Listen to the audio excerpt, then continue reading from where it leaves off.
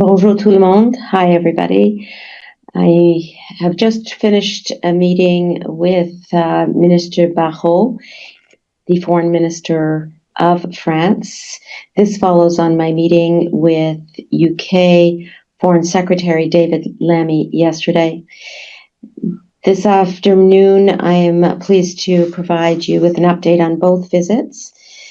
And generally speaking, the topics that I raised with each of the foreign ministers related to Canada's economic interests and ties.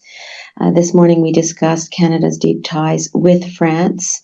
Minister Barrot and I also discussed security and defense issues, certainly in advance of the NATO summit that is upcoming, as well as the G7 meeting next week in Canada. And we also discussed Ukraine and the issues relating to Ukraine's support and security in the short and the long term.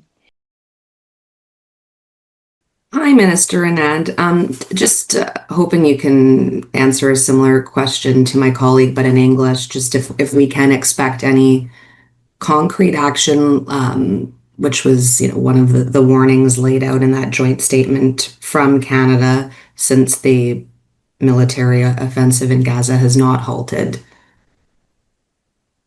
So the situation in the region is intolerable in terms of the human suffering across the board and the suffering of civilians, and ensuring security and peace in the region does require an immediate return to a ceasefire. The hostages need to be released, and Hamas can have no future in Gaza. The humanitarian assistance, which was the subject of our previous declaration with France and with the United Kingdom, is absolutely crucial as well, especially as that assistance relates to food. And Canada is going to continue to work with our allies in order to ensure the dignity and security of Israelis and Palestinians in general.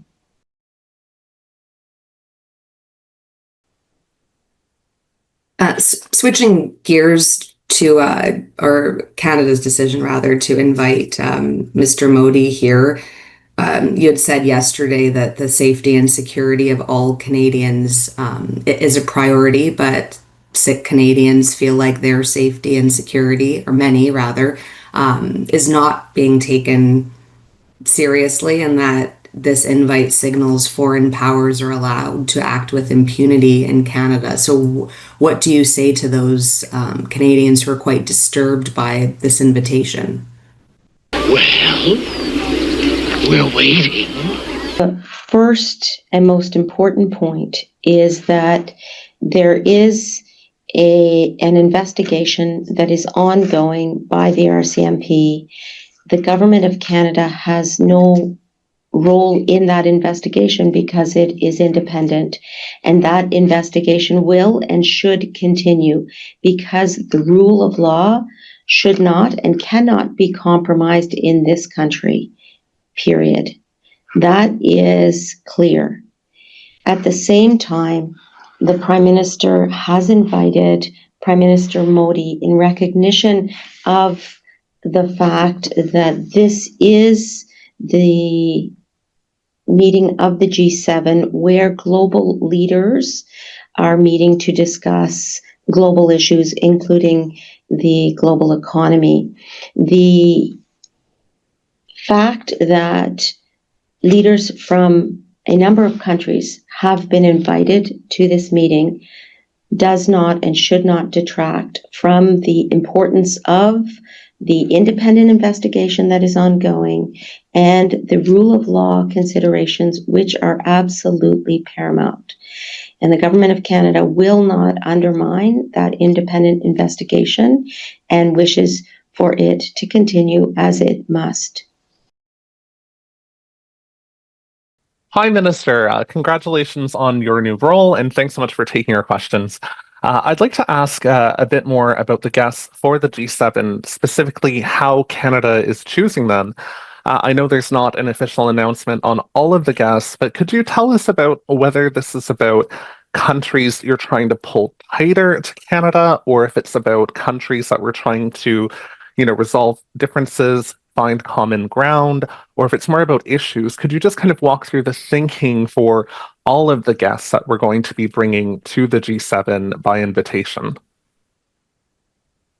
So the G7 leaders are meeting to discuss a host of issues, including security and defense, including economic issues, including Ukraine, and the invitations over and above the members of the G7 that are being issued are at the discretion of the Prime Minister himself and his office, and he will make decisions about who is being invited. But I will say, in general, on those and other topics, the meeting will allow global leaders to discuss issues of global concern, which is the general purpose of this meeting.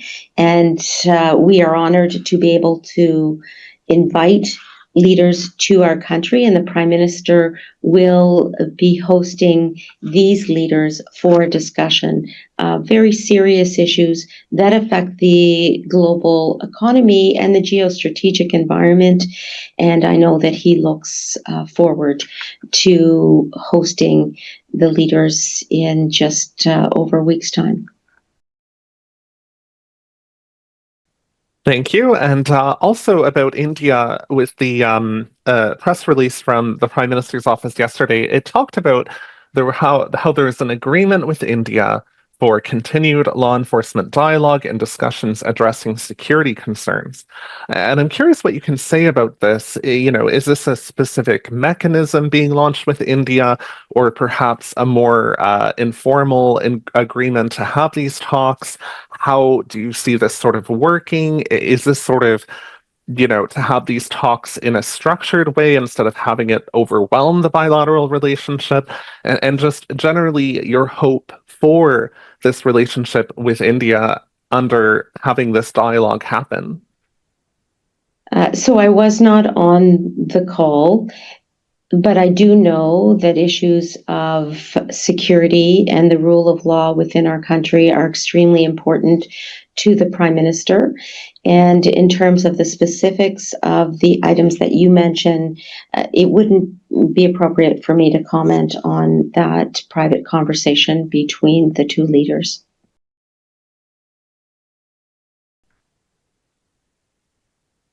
I don't see any raised hands. Oh, Dylan, you want a last question? I was just going to say, sorry, James here. This will have to be the last round if anyone else wants to go. Sure. Sorry, I have one question. I always have more questions and not a follow-up. Perhaps someone else can take that. I'd also just like to know about the Israel-Palestine policy. Since your statement that Israel is using food as a weapon, I'm wondering how you would characterize what Israel's been doing. What are the positive steps? What are the negative steps towards peace?